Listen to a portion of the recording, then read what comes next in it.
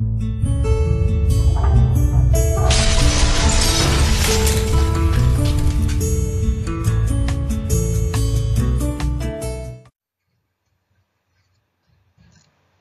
Product and there elimination, ये chapter हम कर रहे थे, क्लास 11th का चैप्टर नंबर 19। ऑलरेडी 3 लेक्चर्स इसके अपलोडेड हैं। ये इसका फर्स्ट और लास्ट लेक्चर है जिसमें हम पढ़ेंगे रेगुलेशन एंड डिसऑर्डर्स। ठीक है, किडनी का रेगुलेशन और डिसऑर्डर्स कौन कौन से हो सकते हैं, टेस्ट क्या क्या हैं डिसऑर्डर्स के लिए, ये आज हम चेक करेंगे, पढ़ेंगे इस लेक्चर में। ठीक है, तो welcome again to your channel bio classes. चलिए शुरू करते हैं। यूरिन का कंपोजिशन अगर हम देखें, यूरिन का कंपोजिशन में क्या क्या है, 95% वाटर होता है, 2% source of chloride ion, sulphate ion, phosphate ion, bicarbonates of sodium, potassium and ammonium, 2.6% urea, main nitrogenous waste जो ह्यूमन बीइंग का है दैट इज यूरिया। इसके अलावा 0.3% यूरिक एसिड भी पाया जाता है, 0.1% क्रिएटिनिन एंड अमोनिया।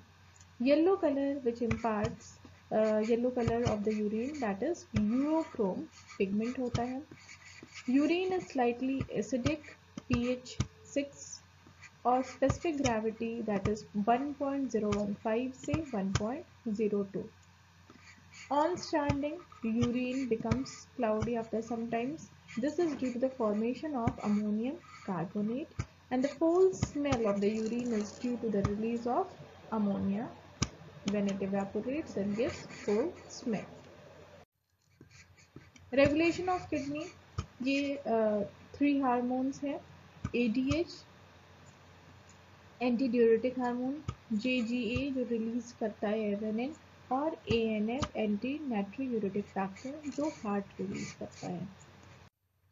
सबसे पहले ADH ये रिलीज होते कहाँ से हैं, ये रिलीज होते हैं हाइपोथैलेमस से। क्यों रिलीज होते हैं, जब ब्लड में, ठीक है, जब ब्लड जो होता है वो क्या होगा, जब उसमें फ्लूइड ज़्यादा हो जाएगा, मतलब कि रीएब्जॉर्प्शन कम है, तो उस टाइम रीएब्जॉर्प्शन को बढ़ाने के लिए हाइपोथैलेमस से ADH रिलीज हो जाएगा। ऑस्मो रिसेप्टर्स हमारी बॉडी में होते हैं, हमारी बॉडी सेल्स में ऑस्मो रिसेप्टर्स होते हैं। जब ब्लड का वॉल्यूम जब चेंज होता है, उसका आयनिक कंसंट्रेशन जब चेंज होता है, तो ऑस्मो रिसेप्टर जो सेल्स होती है ना, सेल्स के ऊपर बहुत सारे प्रोटीन्स होते हैं जो रिसेप्टर्स का काम करते हैं, मैसेज लेने का काम करते हैं। तो ये एक्टिवेट होते हैं कब, जब एक्सेसिव लॉस ऑफ फ्लूइड है, जब ब्लड में फ्लूइड की जब कमी हो जाती है, एक्सेसिव फ्लूइड मतलब वाटर की जब कमी हो जाती है, तो ये ऑस्मो रिसेप्टर्स ये एक्टिवेट हो जाते हैं और ये CNS के थ्रू ये हाइपोथैलेमस को एक्टिवेट कर देते हैं। हाइपोथैलेमस ये पिट्यूटरी ग्लैंड ब्रेन में ग्लैंड होती है, पिट्यूटरी ग्लैंड, इससे अटैच्ड हाइपोथैलेमस होता है, ये हाइपोथैलेमस है। ठीक है, हाइपोथैलेमस का जो सिक्रीशन है ये पिट्यूटरी ग्लैंड में आता है। पिट्यूटरी ग्लैंड में 2 रीजन्स होते हैं, एडेनोहाइपोफाइसिस और न्यूरोहाइपोफाइसिस, एंटीरियर लोब और पोस्टीरियर लोब। तो ये पोस्टीरियर लोब या न्यूरोहाइपोफाइसिस में ये ADH हार्मोन आ जाता है। कब आ जाता है, जब ऑस्मो रिसेप्टर्स एक्टिवेट होते हैं, स्टिमुलेट होते हैं। ऑस्मो रिसेप्टर्स स्टिमुलेट कब होते हैं, जब फ्लूइड की कमी हो जाती है, तो ये रिलीज होते हैं कहाँ पे, न्यूरोहाइपोफाइसिस या posterior lobe of pituitary gland में रिलीज होते हैं। जब ये यहाँ पे आ गए, अब यहाँ से ये निकल के ये ब्लड में आ जाएंगे। ये ब्लड में जब आ जाते हैं तो ये कलेक्टिंग ट्यूब्यूल को एक्टिवेट करते हैं कि वो वाटर को मोर रीअब्सॉर्ब करे, जिससे कि ब्लड में फ्लूइड का लेवल बढ़ जाए। ठीक है, और जब ये मेंटेन हो जाता है तो ये ऑस्मो रिसेप्टर्स ये स्विच ऑफ हो जाते हैं। ठीक है, next is juxta glomerular apparatus. जब GFR, जब ग्लोमेरुलर फिल्ट्रेशन प्रेशर जब कम हो जाता है, तो GFR कम हो जाता है, ग्लोमेरुलर फिल्ट्रेशन जो ग्लोमेरुलस से हो रहा है फिल्ट्रेशन वो जब कम हो जाता है, उस time JGA pressure, blood pressure कम हो जाएगा तो GFR भी कम हो जाएगा। तो ये जब कम हो जाता है तो JGA जक्स्ट्रा ग्लोमेरुलर एपरेटस, ये क्या है, जो जाल फैली हुई है उस पे लूप ऑफ हेनले पे एफरेंट आर्टेरियोल्स की, ये जक्स्ट्रा ग्लोमेरुलर एपरेटस बनाती हैं। ये रिलीज करती हैं रेनिन हार्मोन, उसको लास्ट लेक्चर में मैंने बता दिया है। ये रेनिन हार्मोन एंजियोटेंसिन को एंजियोटेंसिन 1 में फिर एंजियोटेंसिन 2 में कन्वर्ट करते हैं, जिससे ये वैसो कॉन्स्ट्रिक्टर का काम करती है। जो एफरेंट आर्टेरियोल एंटर कर रही है ग्लोमेरुलस में, इसको ये पतला कर देती है। जब ये पतला कर देती है तो वहाँ पे प्रेशर ग्लोमेरुलस में क्या हो जाता है, ग्लोमेरुलस है, इसमें एफरेंट आर्टेरियोल है और इसमें इफरेंट आर्टेरियोल है, ठीक है। तब ये एफरेंट आर्टेरियोल जब पतली हो जाएगी, वॉल्यूम कम हो जाएगा, तो प्रेशर क्या हो जाएगा, बढ़ जाएगा, ठीक है। तो इस तरीके से ये कंट्रोल करती हैं प्रेशर को। इसके अलावा ये एड्रिनल कॉर्टेक्स जो एल्डोस्टेरोन रिलीज कर रहा है उसको भी एक्टिवेट करती है। और एल्डोस्टेरोन क्या करता है, ये भी वाटर एब्जॉर्प्शन का काम करता है। कहाँ से, सोडियम आयन और पोटेशियम आयन का रीएब्जॉर्प्शन करता है ये डिस्टल पार्ट ऑफ ट्यूब्यूल से, ठीक है। Next is atrial natriuretic factor. Natural natriuretic factor ये हार्ट से रिलीज होता है। ये कब रिलीज होता है, जब ब्लड फ्लो एट्रिया में बढ़ जाता है, एट्रियल रीजन में जब ब्लड फ्लो हार्ट में बढ़ जाता है तो ये क्या करती हैं, ये ANF रिलीज करती हैं। जब ANF रिलीज करेंगी तो ये क्या करते हैं, ANF ये वैसो डायलेशन का काम करते हैं, वैसो डायलेशन का काम करते हैं, जिसके वजह से क्या होगा, प्रेशर कम हो जाएगा। आर्टरीज जो होंगी जब चौड़ी हो जाएंगी तो प्रेशर क्या हो जाएगा, कम हो जाएगा। तो और एट्रियम में ब्लड फ्लो बढ़ेगा कब, जब प्रेशर ज़्यादा है तो ब्लड फ्लो बढ़ेगा हार्ट में ब्लड फ्लो बढ़ रहा है तो वो ANF रिलीज कर रहा है। ये ANF क्या कर रहा है, वैसो डायलेशन का काम कर रहा है। जब वैसो डायलेशन हो जाएगा तो फिर प्रेशर कम हो जाएगा। ये वैसो डायलेशन जो होता है ये इनिबिट कर देता है ADH को एंड रेनिन को इनिबिट कर देता है। इस तरह से ये सोडियम और वाटर रीएब्जॉर्प्शन को भी इनिबिट कर देता है, ठीक है। तो ये 3 रेगुलेशंस है। इसके बाद मिक्ट्यूरेशन टर्म, यूरिनेशन को हम मतलब मेडिकल टर्म में यूज करें तो इसको हम मिक्ट्यूरेशन कहते हैं। यूरिन जो होता है वो स्टोर करता है यूरिनरी ब्लैडर में, और यूरिनरी ब्लैडर जब भर जाता है, जब फुल हो जाता है, मिस स्ट्रेचिंग होती है, ये एक सिग्नल इनिशिएट करती हैं जो CNS में भेज दिए जाते हैं।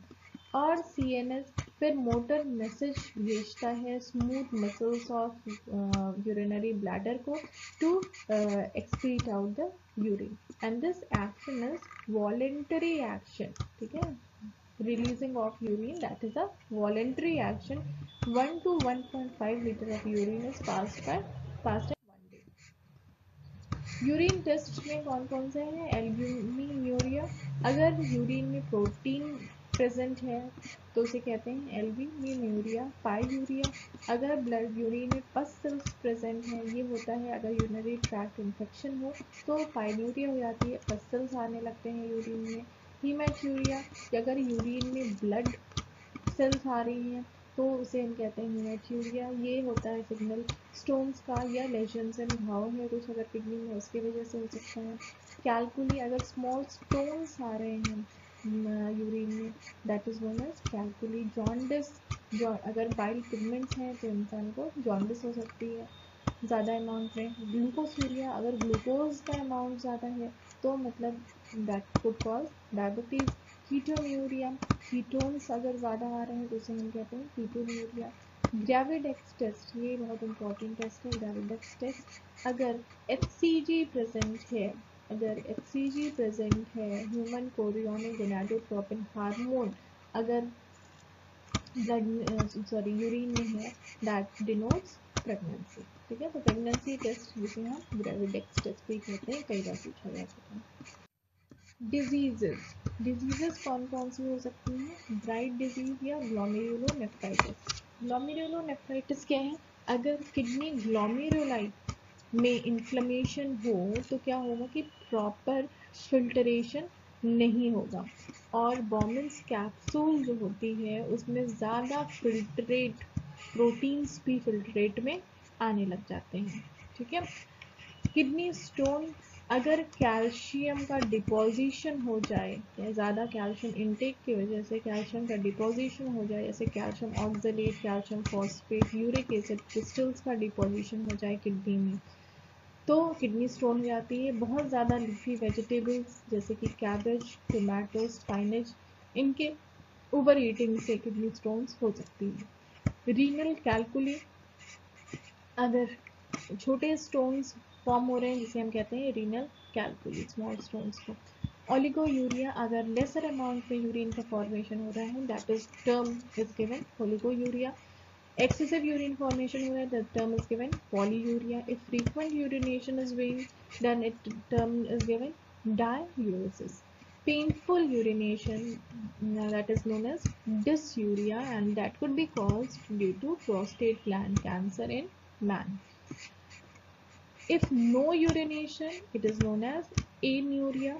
अगर यूरिनेशन नहीं हो रहा है उस केस में ब्लड में यूरिन का कंसंट्रेशन बहुत बढ़ जाएगा, जिसे हम कहते हैं यूरेनिया। अगर यूरेट्स जो हैं ये डिपॉजिट हो रहे हैं कार्टिलेज में, जॉइंट्स में और सॉफ्ट टिश्यूज में, तो डिजीज कॉज होती है जिसे गाउट कहते हैं, हिंदी में गठिया कहते हैं। इन यूरेट्स के डिपोजिशन की वजह से जॉइंट्स में, बोन्स में बहुत पेन होता है और डॉक्टर प्रोटीन लेस अमाउंट में खाने की सलाह देते हैं, क्योंकि प्रोटीन जो है वो डिग्रेड होती है तो कुछ यूरिक एसिड भी फॉर्म करती है। तो यूरिक एसिड या यूरेट्स के कंसंट्रेशन को कम करने के लिए प्रोटीन के अमाउंट को कम किया जाता है डाइट में। ये एक छोटी सी इंफॉर्मेशन है कि सारे इन्वर्टिब्रेट्स में अगर देखा जाए तो ट्रू किडनी केवल मोलस्क में पाई जाती है, लेकिन ये भी वर्टिब्रेट्स के किडनी के सिमिलर नहीं होती है।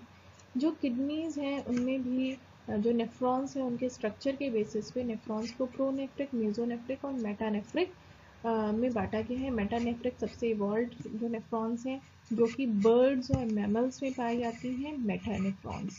मेटानेफ्रिक इनको कहते हैं, मेटानेफ्रिक किडनी कहते हैं। रेप्टाइल्स में मीजोनेफ्रिक होती है। इसके बाद एम्फीबियंस में लार्वा स्टेज जो होती है वो प्रोनेफ्रिक किडनी होती है और एडल्ट में मेसोनेफ्रिक होती है। फिशेस में प्रोनेफ्रिक होती है। तो इसको ऑपोजिट डायरेक्शन में अगर आप याद करेंगे तो आसानी से याद हो जाएगा। आप में कैसी है? मेटानेफ्रिक किडनी है। डायलिसिस, यूरेनिया के केस में जब ब्लड में यूरिया का कंसंट्रेशन बहुत बढ़ जाता है, मतलब कि किडनी की फंक्शनिंग प्रॉपर नहीं हो रही है, किडनी ठीक से फिल्ट्रेशन नहीं कर रही है, तो यूरिया कंसंट्रेशन ब्लड में बढ़ जाएगा, जिसकी वजह से डिफरेंट बॉडी ऑर्गन्स डैमेज होने लगती हैं। टॉक्सिक सब्सटेंसेस के ऑर्गन्स में जाने से मल्टीपल ऑर्गन फेलियर शुरू हो जाता है। ठीक है। इस केस में क्या किया जाता है, ब्लड को बॉडी के आर्टरी से लेते हैं, बाइकैथेड्रल बॉडी में आर्टरी से लेते हैं और इनको इसमें जो है वो हेपारिन डाल दिया जाता है, जिससे कि ब्लड बाहर जब भी लिया जाता है तो उसमें कोई ना कोई हमें एंटी कोगुलेंट ऐड करना पड़ता है, जिससे कि वो क्लॉट ना बने। अब इसके बाद इसे डायलाइजिंग यूनिट्स होते हैं। डायलाइजिंग यूनिट्स में ऐसे चेम्बर्स होते हैं सेलोफेन ट्यूब के बने, कॉइल्ड चेम्बर्स होते हैं, जिसमें इन ब्लड को ट्रांसफ़र कर दिया जाता है। ठीक है। इस तरह से ब्लड इसमें ट्रांसफ़र होता है। और जब ब्लड ट्रांसफ़र होता है इसमें, तो ये किसके, सेलोफेन ट्यूब्स के बनी कॉइल ट्यूब्स हैं, ये कॉइल ट्यूब्स हैं सेलोफेन ट्यूब्स की। ये सेमी परमेबल मेम्ब्रेन्स होती हैं। यहाँ से इस ब्लड और बाहर का जो फ्लूइड होता है, ये जिसमें रहती हैं, ये चैम्बर है, यहाँ का जो फ्लूइड होता है ये इसका कंपोजिशन प्लाज्मा की तरह होता है, बट इसमें नाइट्रोजनस वेस्ट बस नहीं होता है। अब इसमें जो फ्लूइड आया, सेलोफेन ट्यूब्स में फ्लूइड आया, ये फिल्टर हो करके प्लाज्मा में, जो बाहर जो फ्लूइड है उसमें आ जाएगा और ये प्योर फ्लूइड, अब लास्ट जो चैम्बर होगा उसमें प्योर फ्लूइड रह जाएगा, इसमें से नाइट्रोजनस वेस्ट सारे निकल जाएंगे। अब ये बिना नाइट्रोजनस वेस्ट वाला जो ब्लड है ये वेन्स के थ्रू ये बॉडी में डाल दिया जाता है, वेन से कनेक्ट कर दिया जाता है, वेन्स में इसको डिलीवर कर दिया जाता है। अब वेन से ब्लड फिर कहाँ जाएगा, हार्ट में जाएगा, हार्ट से फिर लंग्स में जाएगा, यहाँ पे इसका फर्दर प्यूरिफिकेशन हो जाएगा। ठीक है। किडनी ट्रांसप्लांटेशन अगर डायलिसिस से भी वर्कआउट नहीं होता है, किडनी पूरी तरह से डैमेज्ड है, तो उस केस में किडनी ट्रांसप्लांटेशन की जाती है। और किडनी ट्रांसप्लांटेशन में ये ध्यान दिया जाता है कि डोनर और रिसिपिएंट ये क्लोज रिलेटिव हों, जिससे कि एक्सेप्टेंस के चांसेस जो हैं वो बढ़ जाएं। ठीक है। जो ऑर्गन हम ट्रांसफ़र करते हैं वो क्लोज रिलेशन में इसलिए करते हैं क्योंकि जो बॉडी फॉरेन मटेरियल्स को एक्सेप्ट नहीं करती है, लेकिन ब्लड रिलेशन अगर सेम है तो उस केस में बॉडी जो होती है वो रिजेक्ट जल्दी नहीं करती है, जिसके वजह से क्लोज रिलेटिव्स में ऑर्गन ट्रांसप्लांट किया जाता है। सेल्स के ऊपर जो होती है ना वो सेल्स के जो बॉडी सेल्स होती हैं उनके ऊपर कुछ प्रोटीन्स होते हैं जो रिकॉग्नाइज करते हैं कि ये फॉरेन मटेरियल है कि ये सेल्फ मटेरियल है। तो इसके वजह से सेल्फ मटेरियल को बॉडीज जो होती हैं वो एक्सेप्ट करती हैं और फॉरेन मटेरियल्स को रिजेक्ट करती हैं। नेक्स्ट हम ऑस्मो कॉन्फर्मर्स और ऑस्मो रेगुलेटर्स। ऑस्मो कॉन्फर्मर्स क्या होते हैं? ऑस्मो कॉन्फर्मर्स वो होते हैं जो अपनी बॉडी फ्लूइड के कंसंट्रेशन को चेंज कर सकते हैं according to external environment. External environment में जो कंसंट्रेशन फ्लूइड का जो चेंज हो रहा है उसके वजह से बॉडी फ्लूइड का कंसंट्रेशन चेंज कर सकते हैं, उन्हें कहते हैं कॉन्फर्मर्स। जैसे कि मैराइन इनवर्टिब्रेट्स के डिफरेंट सी लेवल्स में डिफरेंट कंसंट्रेशन ऑफ वाटर होता है, तो उसके अकॉर्डिंग ये इंटरनल कंसंट्रेशन चेंज कर लेते हैं। ठीक है। इस तरह से they can tolerate wide range of osmotic concentration. दूसरा है ऑस्मो रेगुलेटर्स, जिनका ऑस्मोटिक कंसंट्रेशन फिक्स रहता है, मेंटेन रहता है बॉडी का ऑस्मोटिक कंसंट्रेशन। बाहर कोई भी चेंजेस हो उसका उनके बॉडी फ्लूइड का ऑस्मोटिक कंसंट्रेशन फिक्स रहता है, जैसे कि सारे वर्टिब्रेट्स में, जैसे कि हम लोग में अंदर का ऑस्मोटिक कंसंट्रेशन फिक्स रहता है। तो ये दो टर्म्स हैं, ऑस्मो कॉन्फर्मर्स और ऑस्मो रेगुलेटर्स। ठीक है। तो ये चैप्टर आपका कंप्लीट हो गया, इतना ही पढ़ना था आपको इस चैप्टर में। चारों वीडियोस आप देख लीजिएगा, अगर कोई प्रॉब्लम हो तो आप प्लीज़ कमेंट बॉक्स में मेंशन करिए। तब तक के लिए बाय बाय, थैंक यू।